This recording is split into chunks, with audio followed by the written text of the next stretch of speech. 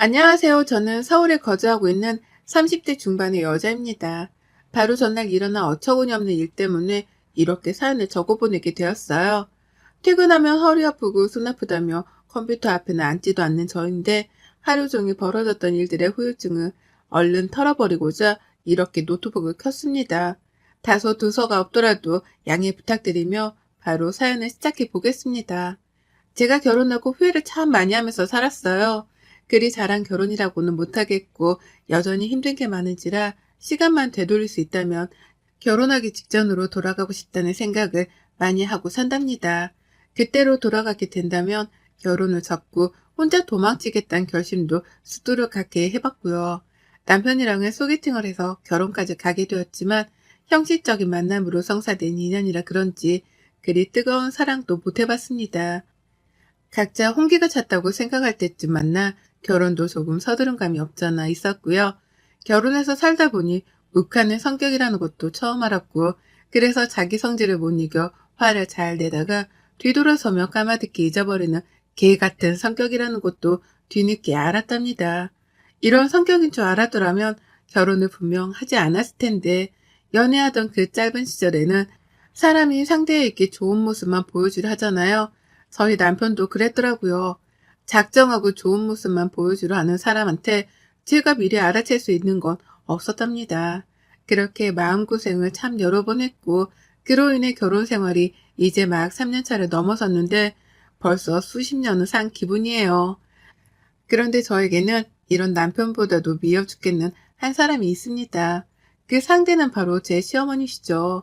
저는 지금도 제 친구들이나 친정 부모님 앞에 서면 제 시어머니가 싫다고 말을 합니다.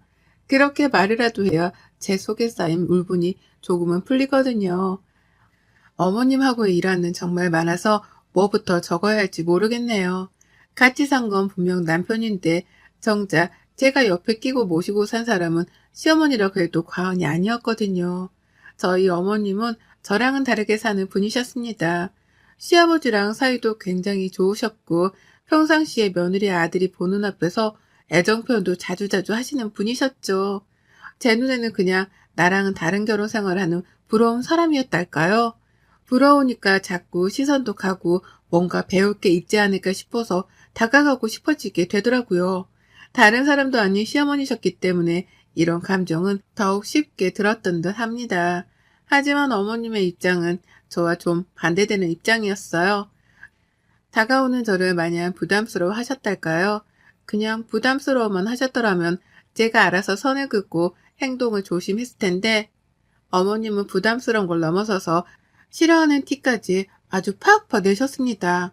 시아버지랑 남편 앞에서는 참 사랑받는 아내이자 어머니인 것 같더니만 피 한 방울 안 섞인 며느리 앞에서는 기분 내키는 대로 행동하는 안한무인한 분이셨죠. 그 덕에 저는 차가운 어머님의 모습만 배워왔고요. 며느리의 뭐가 그리 마음에 들지 않았는지 어머님은 늘 뾰루통하다 못해 심술 맞기도 하셨습니다. 다 같이 거실에 앉아 오순도순 얘기를 나누려다 싶다가도 그게 마음에 안 드셨는지 저를 콕 집어서는 물을 가져다 달라고 하거나 과일을 깎아달라고 심부름을 시키셨어요. 그러면 저는 자연스럽게 거실에서 나와 혼자 부엌으로 들어가 있곤 했고요. 남편한테 여동생이 있고 아가씨하고는 제가 사이가 좋아서 아가씨까지 집에 있으면 어찌저찌 다 같이 대화할 자리가 만들어지곤 했는데요. 아가씨도 결혼한 사람이다 보니 자기 시댁을 챙기느라 친정에 자주 모이지 못하셨어요. 그러니 저는 절 챙겨주는 사람이 따로 없어서 겉돌 수밖에 없었습니다. 하지만 이게 그리 큰 문제가 되진 않았어요. 저도 똑같이 저희 친정에 가면 남편을 나몰라라 했거든요. 저한테 신경 안 써주고 뻘쭘히 혼자 있게 했던 것처럼 저도 그냥 남편을 신경 쓰지 않았습니다. 그러면 남편은 제게 미안한 게 있긴 했는지 저한테 따로 신경질을 부리기보다는 한편에서 조용히 가만히 있곤 했죠. 한마디로 부부가 아니라 이미 원수가 된 사이나 다름이 없었답니다. 한 번은 이런 생각도 해봤어요. 그런 저희 사이를 시어머니가 눈치챈 게 아닌가 하고 말이죠. 아들이 사랑하지 않는 여자니까 잘해줄 필요가 없다고 생각을 해서 제게 쌀쌀맞게 구는 게 아닌가 싶었습니다. 하지만 그렇다고 하기에는 어머님이 참 지나칠 정도로 저랑 선을 긋고 사셨어요. 자기 기분 안 좋을 때 신경질도 대놓고 부리시고 얼굴 표정이 구겨진 순간부터는 어머니 눈치를 살피느라고 마음이 내내 불편했답니다. 그뿐이게요. 시댁에 갈 때 제가 입고 가는 옷을 확인도 하더라고요. 저도 직장을 다니고 노후 준비 잘 되어 있는 친정 부모님 덕분에 어디다가 돈 빠져나갈 걱정은 안 하고 사는 사람이었습니다. 그러니 제 능력껏 명품백도 몇 개 가지고 있었어요. 그런데 그걸 어머님이 그렇게나 싫어하더라고요. 남편이 이 가방들을 사주면서 보태준 돈은 1원도 없는데 제가 마치 남편의 돈을 뜯어내서 명품 가방을 산 것 마냥 눈치를 주셨답니다. 남편 등골 빼서 샀냐는 말까지 들었다니까요. 예뻐 보이고 싶고 단정해 보이고 싶어서 출근하는 길 그대로 복장을 갖춰 입고 간 것뿐이었는데 남편 등골 빼먹을 여자 소리까지 듣고 저 진짜 그 순간 법원으로 뛰쳐들어가고 싶었습니다. 당장이라도 이혼에 합의를 하겠다고 선전포고를 하기 위해 말입니다. 말 한마디를 하셔도 꼭 저한테 당장이라도 말싸움을 하고 싶다는 사람 마냥 시비를 걸곤 하셨죠. 그러니 싸움을 하기 싫은 저희더라도 빈정이 상하는 건 어쩔 수 없더라고요. 그 바람에 집에 가서는 꼭 한 번씩 입을 발차기를 하기도 했죠. 왜 시어머니께 말대답 한번 제대로 하지 못했나 하는 후회 때문에 말입니다. 이미 결혼 초부터 기가 눌려서는 이런 찬밥 대접을 받는 것이 못내 아쉽고 후회가 되어 늘 속이 상했네요. 그러다 바로 어제 사건이 터졌습니다. 정확한 시작은 어제가 아니라 그제였죠. 제가 평상시 핸드폰을 막 달고 사는 사람도 아니고 업무 말고는 깨떡 어플을 따로 확인하는 편도 아니었어요. 그런데 친정 엄마랑 잠깐 연락을 주고받는 도중 이게 갑자기 먹통이더라고요. 어플이 말입니다. 저 같은 경우에는 접속이 되긴 되었는데 문자가 보내지질 않는다거나 어느 순간부터는 갑자기 접속 자체도 먹통이 되더라고요. 잠깐 불편했고 이게 뭔 일인가 싶었어요. 처음에는 깨똑 어플이 아니라 제 핸드폰이 잘못된 줄 알고 핸드폰 전원을 껐다가 켜보기도 하고 어플 업데이트를 해야 되나 싶어서 검색도 하고 별별 짓을 다 했습니다. 그러다 깨똑 자체가 먹통이란 걸 알게 되었고 그 순간부터는 아무것도 하지 않았어요. 굳이 내 핸드폰의 먹통 때문이 아니라면 걱정할 일도 아니었고 깨똑이 당장 필요한 게 아니었으니 신경을 안 쓴 거죠. 그러고는 내내 멀쩡히 일상을 보냈습니다.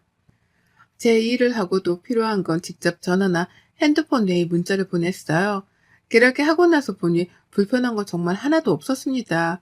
그런데 집에 와보니 남편이 전화를 붙들고는 끊질 않더라고요. 시어머니하고의 연락을 하는 중이었던 겁니다. 뭔 얘기를 그렇게 심각하게 하는 중인 건지 남편은 시어머니의 대화를 듣고 달래주기만 바빴어요. 시어머니는 뭐라 짜증 반, 목소리 반을 키운 채로 끊임없이 말을 꺼내는 중이셨고요. 너무 궁금해서 저도 모르게 집에 들어오자마자 귀를 쫑긋거리다가 남편 옆에 앉았습니다. 그랬더니 남편도 시어머니한테 슬슬 짜증이 난 건지 너도 들어보라는 속삭임과 함께 스피커폰을 켜더라고요. 그 덕에 저는 시어머니가 하는 말을 모두 들었고요. 어머님은 나이 10대도 아니고 20대도 아닌 60대의 어머님은 깨똑이 먹통이라는 사실이 너무 속이 상하고 불편해 죽겠다면서 그에 대한 짜증과 불평을 남편에게 털어놓고 계셨답니다. 깨똑 먹통으로 인해 할 수 있는 게 아무것도 없고 그 바람에 연락을 해야 하는 친구들과도 연락을 못하고 있다면서 심심히 죽겠다고 하소연을 하셨네요. 전 솔직히 새삼 놀랐어요. 젊은 저도 그리 큰 불편함은 못 겪었는데 60대인 어머님이 난리를 피우니까요. 그게 속이 상하고 불편하다며 아들한테까지 연락을 해서 화를 낼 일인가 싶었습니다. 평상시 남편 앞에서만큼은 화를 덜 내는 어머님이셨기 때문에 제 눈에는 이 상황이 보다 우습고 놀랄 수밖에 없어 보였답니다. 그렇게 어머님은 한참이나 더 지나서야 전화를 끊으셨고 남편은 전화를 끊자마자 제 앞에서 혼잣말 비슷하게 말하더라고요. 도대체 깨뚝이 뭐라고? 나도 안 불편한데. 라고 말해서 저도 그 말에 수긍을 하면서 괜시리 깨뚝을 한 번 더 열어봤고 여전히 먹통인 걸 보면서 속으로 생각했죠. 여전히 먹통이구나 라고 말이죠. 불편해서 못 참겠다거나 어디다가 불평을 해야겠다고 감히 생각은 해보지 않았습니다. 그냥 먹통이니 먹통인 줄 알았고 시간이 지나면 자연스레 해결이 되겠거니 싶어서 내버려 뒀어요. 아무 생각이 없었어요. 그리고 난 후 저는 주말을 맞아 늦잠도 자고 제 나름의 게으름을 피우면서 시간을 즐겼습니다. 주말은 평안했고 깨똑을 켰다가 또 반응이 없길래 여전히 먹통인가 보다 싶어서 핸드폰을 아예 쳐다도 안 봤어요. 그 사이 남편은 시어머니한테서 깨똑이 여전히 안 되어 불편하다 불평을 전해들은 건지 우리 엄마가 또 라면서 혼잣말로 신경질적인 말도 내뱉었죠. 그러다 월요일이 되니 깨똑이 되더라고요. 그냥 접속이 잘 되었습니다. 그리고 전 아무 생각 없이 프로필 사진을 바꿨어요. 보아하니 친구들 프로필명에 깨똑이 안 되어 불편했다는 말도 적혀있고 또 깨똑이 이제서야 된다는 기쁨의 말도 적혀있는 거예요. 그래서 저도 뭐라도 사진을 바꿔서 재밌는 이 상황에 웃음을 줘보려고 가지고 있던 귀여운 애니메이션 사진을 프로필로 등록했습니다. 사진은 기쁨의 눈을 글썽거리는 애니메이션 속 고양이 사진이었어요. 그리고 저는 깨똑 명에다가도 그렇게 적었죠. 나 그리웠지? 라고 말입니다.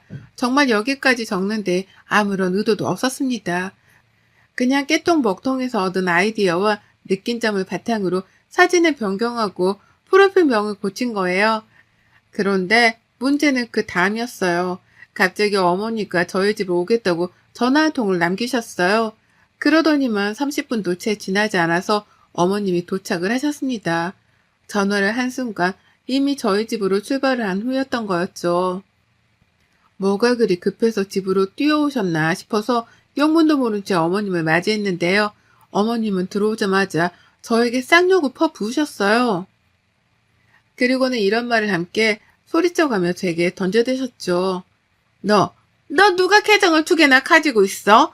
네가 바람을 피우지 않은 이상 멀쩡히 결혼해서 직장 다니는 얘가 깨똑 아이디 2개를 가지고 있는 게 말이 돼? 말이 안 되잖아. 라고 말입니다.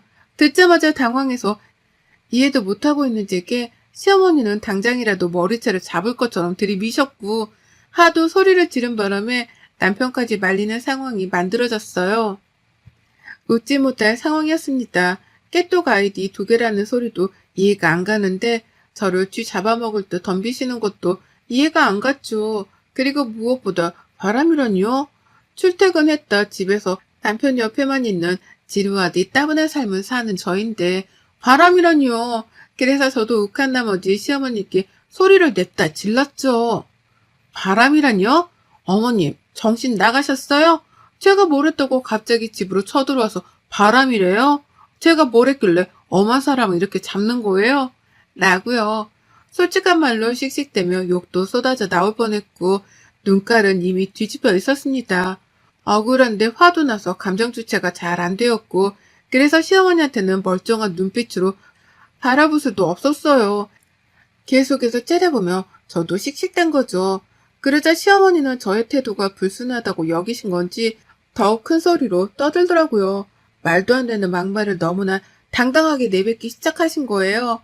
네가 바람을 피운 거잖아. 그러니까 깨똑 프로필 2개가 있는 거지. 그게 아니면 갑자기 깨똑 프로필 사진이 왜 바뀌어? 나 그리웠냐는 깨똑명이 뭐야. 순 바람 피우는 것들이나 그런 짓을 한다고 내가 모를 줄 알아? 라고요. 와, 시어머니 말씀은 그거였습니다. 깨똑이 먹통이 되어서 은연중에 멀티 프로필을 가지고 있던 사람들의 프로필 이전 사진들이 강제 공개가 되었다더군요. 전 어머님이 말씀을 해주기 전까지는 전혀 몰랐습니다. 그리고 어머님은 그 사실을 바탕으로 갑자기 깨똑 프로필 사진이 바뀐 저의 프로필도 의심을 했다는 겁니다. 제가 시어머니랑 가족들 몰래 가지고 있던 또 다른 프로필이 강제 공개가 된 줄 알고는 앱에 대해서 뭣도 모르는 분이 무조건적으로 저의 멀티 프로필을 의심한 거예요. 기존의 프로필임에도 불구하고 자신이 못 보던 사진이 프로필에 올려져 있다는 이유만으로 제가 숨겨놓은 비밀의 프로필이라고 생각을 하신 겁니다. 그래서 저는 말이 안 통해 혈압이 오른다며 고래고래 혼자 소리를 질렀고 남편은 남편대로 살짝 의심은 했던지 제 카톡을 자세히 살펴보다가 아니야, 여기에 이전에 올렸던 사진들 그대로 있잖아. 이거 원래 우리가 보던 그 계정이야. 라고 하면서 뒤늦게야 시어머니를 달랬어요. 시어머니는 그제서야 쪽팔리고 체면이 안 서는 건지 그래? 아닌데? 라고 하면서 이상하다는 듯 깨똑을 탓하셨고 저는 홧김에 손모가지가 올라갔다가 시어머니를 밀쳐내고 집을 나왔습니다. 밖에 나와서 혼자 길거리를 서성이며 얼마나 분하다 가슴을 쳐댔는지 몰라요. 아유, 진짜 생각할수록 열불나고 짜증나는 게 수습이 안 되더라고요. 잘해준 것 하나 없는 시모가 다른 것도 아닌 불륜을 의심해서 나를 욕보였던 생각하니 피가 거꾸로 쏟았습니다. 그러는 와중에 시어머니한테 어떻게 복수를 할지 골머리를 앓고 있는데 세상에 어머님이 지발로 쥐덫에 걸리셨더라고요. 쪽팔리고 며느리 볼낯이 없었는지 어머님은 제가 집을 나오고 얼마 지나지 않아 바로 저희 집을 나오셨어요.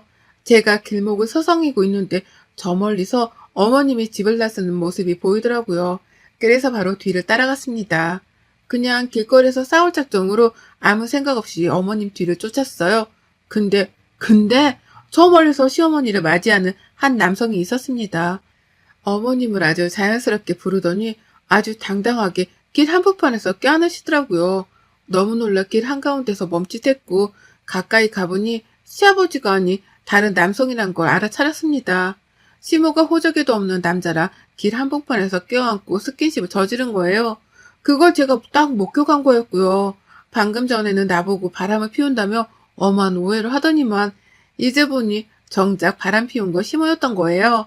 먼 눈에 뭐만 보인다더니 지가 바람을 피우고는 저한테 괜한 오해를 한 겁니다. 그리고 이제서야 이해가 갔죠. 왜 그렇게 시모가 깨뚝이 안 되는 것에 답답해했고 왜 멀티 프로필이란 것에 대해서 알고 계셨는지에 대해 말입니다. 정작 깨뚝을 오래 써온 저도 멀티 프로필이란 걸 설정할 생각도 못했었고 관심도 없었습니다. 그런데 그런 저에게 멀티 프로필이라니, 숨겨둔 프로필이라니 어쩌니 하시며 화를 내더니 그게 다 어머님의 경험담이었더라고요. 어머님은 제가 자신처럼 바람이라도 피워서 남편 몰래 숨겨놓은 멀티 프로필을 가지고 있는 줄로 오해를 하고는 집으로 뛰어오셨던 겁니다. 그리고는 어머 며느리를 잡다가 아닌 걸 알고는 주랭랑을 내뺀 거죠. 하필 그 길에 불륜남이랑 즐기다 저한테 딱 걸려버렸고요. 저는 그 자리에서 동영상이며 사진이며 있는 대로 촬영을 했고 시어머니께로 뛰쳐갔습니다. 뒤에서부터 먼 눈에 뭐만 보인다고 라면서 소리를 지르고 뛰어가니 어머님은 귀신이라도 본 듯 기함을 치며 니한남이랑 놀래 자빠지려 하더라고요.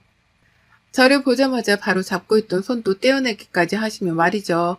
하지만 저는 사진이며 영상이며 다 찍어놨고 이걸 당장 시아버지랑 남편한테 전송할 거라며 길 한복판에서 시어머니를 향해 소리쳤습니다. 결혼 후 내내 결혼을 후회했는데요. 그 순간 처음으로 결혼하길 잘했다 싶었어요. 이 순간을 위해서 그가 내가 그렇게 참고 산 거였구나 싶었거든요. 그 정도로 속이 후련하고 통쾌했습니다. 그래서 더 빡빡 우겨가며 시아버지께 고자질을 하겠다 나섰고요. 시어머니는 망설이지도 않고 그 자리에서 제게 비셨어요. 자기 인생을 한 번만 구제해달라고. 이제 다 살고 나이 들어 잠깐 실수한 건데 제발 한 번만 봐달라고 말이죠. 지금껏 쌓아온 가정이 무너지는 걸 원치 않는다면서 길 한복판인데도 불구하고 저를 붙잡은 채로 막 빌더라고요.